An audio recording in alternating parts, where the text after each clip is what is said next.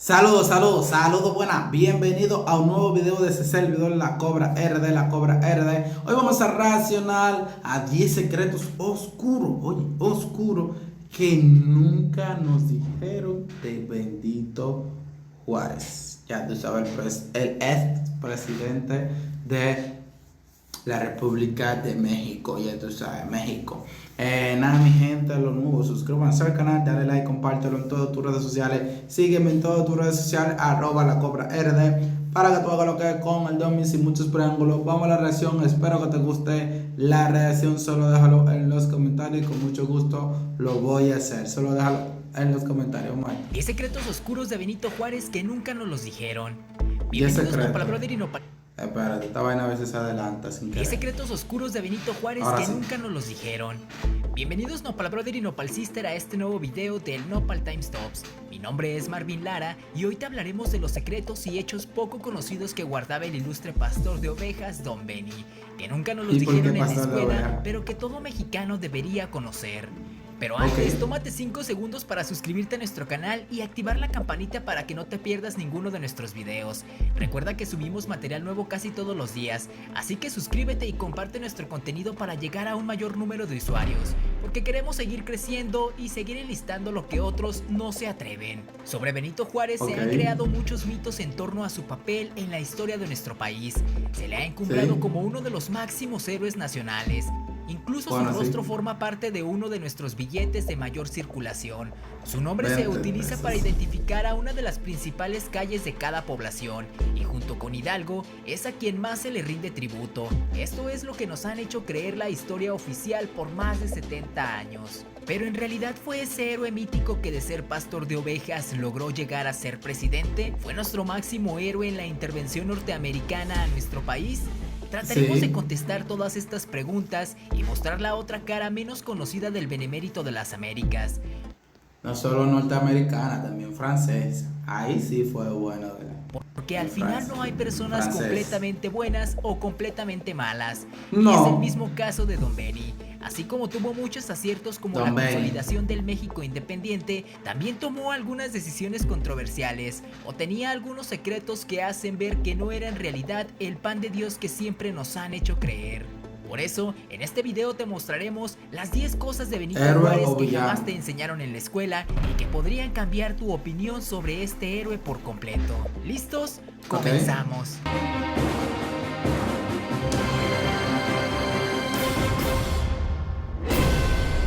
Número 1. Se llevó todo el mérito en las leyes de reforma. Uno de los logros que más se le reconoce al presidente Juárez fue la separación de la Iglesia Católica con el Estado, cosa que fue bastante positiva por el enorme poder y riqueza que tenían en aquella época la religión cristiana.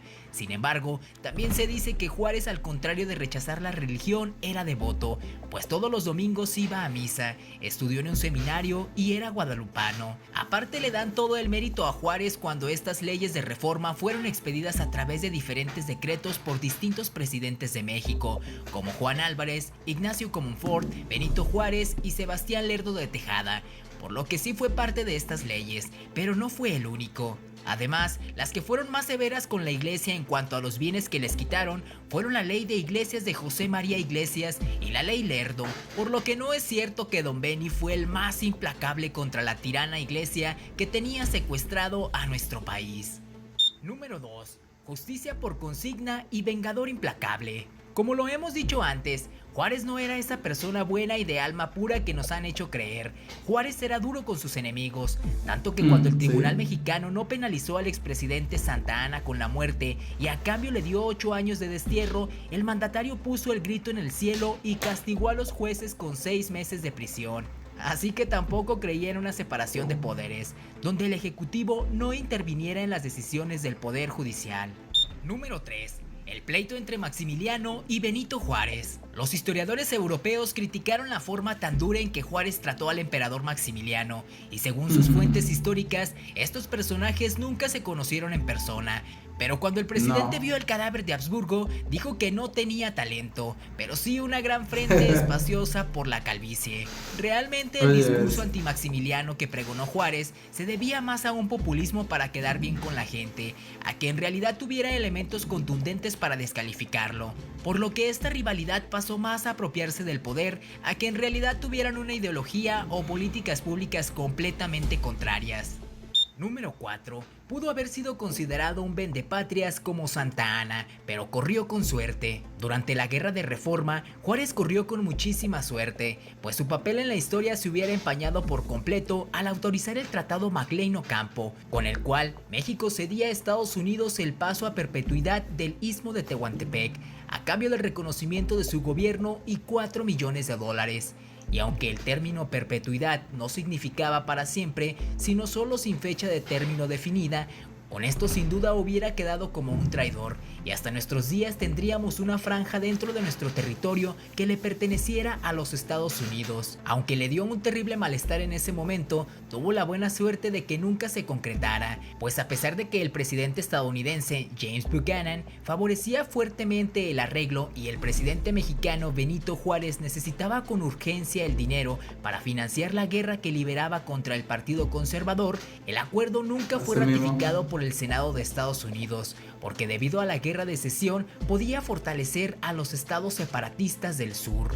Número 5. Juárez no llegó a la presidencia porque los mexicanos votaron por él. Aquel ilustre pastor de ovejas, no crean que llegó a la presidencia gracias al voto popular, y ganando por una enorme diferencia en las urnas contra sus competidores, como lo hizo en las pasadas elecciones López Obrador.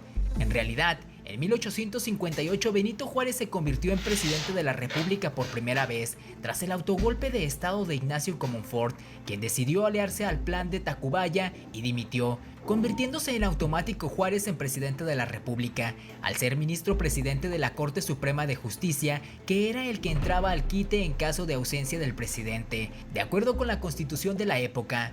Al mismo tiempo, Félix María Solórzano fue declarado también presidente de los conservadores. Durante sus primeros mandatos se la pasó huyendo, incluso llegó a gobernar desde fuera del país. Haría lo que fuera porque otros gobiernos lo reconocieran como único presidente. Luego de la Guerra de Reforma y el imperio de Maximiliano, gana las elecciones, el 16 de enero de 1868, y se reinstala en la presidencia por segunda vez. Juárez tuvo muchas críticas por desear prolongarse tanto tiempo en el poder. Muchos de sus amigos o colaboradores se habían vuelto sus críticos. En julio de 1871 habría elecciones. Los candidatos eran Sebastián Lerdo, Porfirio Díaz y Benito Juárez. El 7 de octubre de 1871, la comisión escrutadora dio el fallo definitivo. Sebastián, 2.874 votos electorales. Porfirio, 3.555 y Juárez, 5.837. Juárez era el ganador. Sin embargo, se acusó al gobierno de Juárez de fraude electoral, porque desde aquel tiempo ya se cosían habas. Y cabe mencionar que las elecciones de aquella época no eran como las conocemos actualmente, pues eran pocos los mexicanos que tenían el privilegio de votar por sus gobernantes.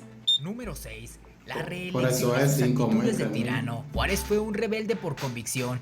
Reaccionó contra el presidente López de Santa Anna cuando vendió una parte del territorio a Estados Unidos, y luego se rebeló contra el mandatario Comonfort, pero ya en el poder de 1858 a 1872 su actitud cambió por completo. Se reeligió en 2 ocasiones más. En la última incluso se le acusó fuertemente de fraude. Juárez solicitó en múltiples ocasiones al Congreso facultades extraordinarias. ¿Les suena a Hugo Chávez? Los miembros liberales del Congreso se negaron, con el principal argumento de que haber colocado al país bajo una constitución había costado una guerra muy sangrienta, y no era posible que Juárez, que había impulsado dicha constitución, ahora quisiera violar los principios de legalidad dándose facultades de virtual dictador. Curiosamente fue Porfirio Díaz quien se opuso a que Benito se reeligiera, por más contradictorio que esto suene. Y bueno, a mí no me diga nada, así de bizarra ha sido la historia de nuestro país. Número 7. La faceta de Juárez masón que muchos niegan. Muchos de los maestros de Juárez durante sus estudios profesionales en el Instituto de Ciencias y Artes de Oaxaca eran masones. Juárez se inicia en la masonería en el rito yorquino en Oaxaca. En 1847 Benito Juárez se inicia en la masonería como parte del movimiento Rito Nacional Mexicano, con el nombre de Guillermo Tell. De hecho, en Palacio Nacional hay un cuarto donde se habría realizado su iniciación. En este asciende hasta llegar al máximo grado, el 9, que equivale al grado 33 del rito escocés antiguo y aceptado. Benito fue ferviente en la práctica masónica. Su nombre se conserva como veneración en muchos ritos. Muchas logias y cuerpos filosóficos lo han adoptado como un símbolo sagrado. Cuando fue exiliado a Cuba por el presidente Antonio López de Santa Anna, Juárez se trasladó a Nueva Orleans, donde buscó el apoyo de las logias masónicas locales.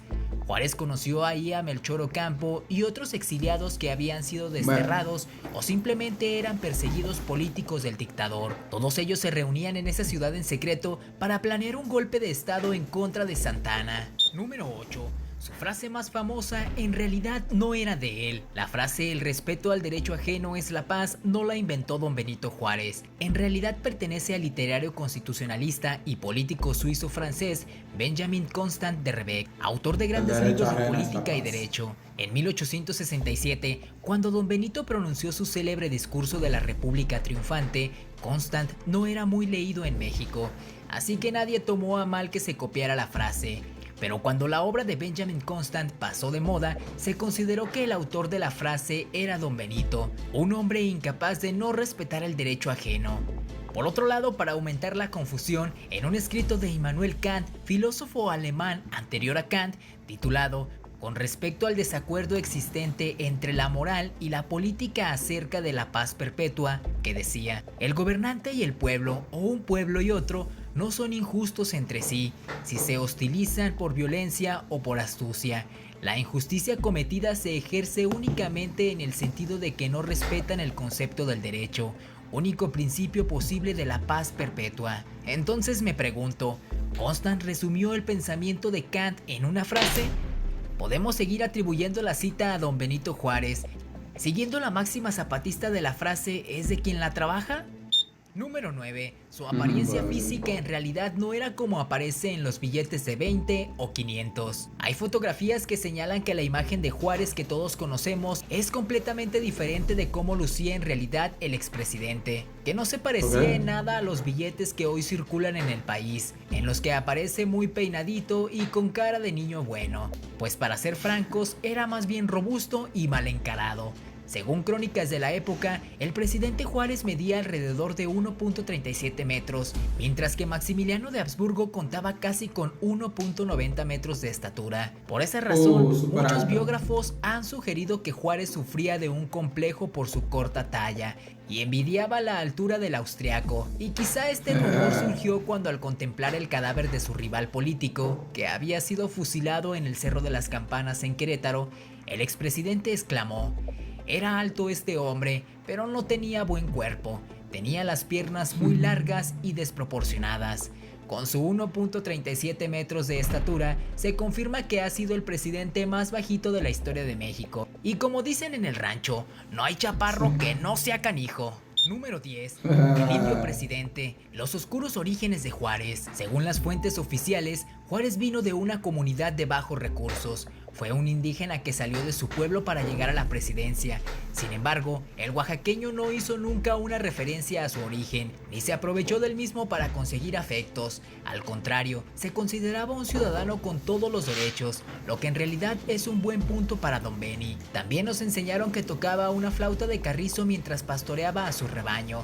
Sin embargo, en sus apuntes autobiográficos, en ningún momento se menciona que supiera tocar la flauta. Juárez era muy hábil, lograba hacerse de las amistades y relaciones para conseguir su objetivo, como cuando le pidió apoyo al clérigo Salanueva para entrar al seminario de la ciudad, con la que pudo evitar el requisito de tener bienes para sostenerse durante sus estudios y de poseer la lengua española como lengua materna, según lo estipulado por las leyes eclesiásticas de América de ese tiempo. Se dice que Juárez siempre estuvo a favor de la modernización y educación de los indígenas, pero nunca impulsó leyes a favor de ellos. Según sus palabras, las tierras debían ser despojadas a los indios para modernizar al país, por lo que en realidad el argumento indigenista apeló solo a inspirar a los mexicanos un sentimiento nacionalista, porque lo cierto es que Juárez, influenciado por la masonería, estuvo más cerca a las élites liberales que a la raíz indígena. Muchas gracias Nopal Brother y Nopal Sister por ver nuestro video, y como siempre aclaramos, la finalidad de este video no es desacreditar sus logros, sino que conozca los dos lados de la moneda, por lo que estaremos atentos para leer lo que nos escriban. Sí, me gustó que él decía la parte buena y también decía la parte mala. No resaltaba simplemente lo bueno bueno.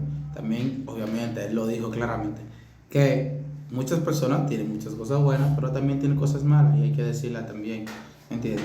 Y eso es muy interesante. Gracias por llegar hasta aquí. Dale like, compártelo en todas tus redes sociales. Sígueme en todas tus redes sociales, @lacobra rd, para que tú hagas lo que es con el Domi. Seguimos.